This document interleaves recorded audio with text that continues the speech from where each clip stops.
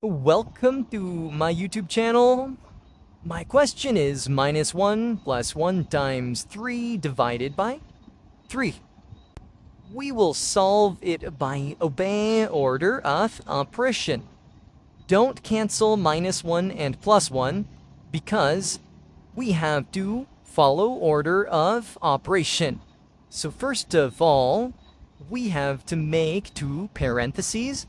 First parentheses have -1 plus 1 times 3 divided by 3. Okay, now we have to multiply first because it's order of operation. So -1 plus 1 times 3 will be equal to 3 divided by 3. Now, -1 plus 3 would be equal to 2 divided by 3, which can be written as 2 by 3. Hence, 2 by 3 will be our answer. Thank you for watching my YouTube video.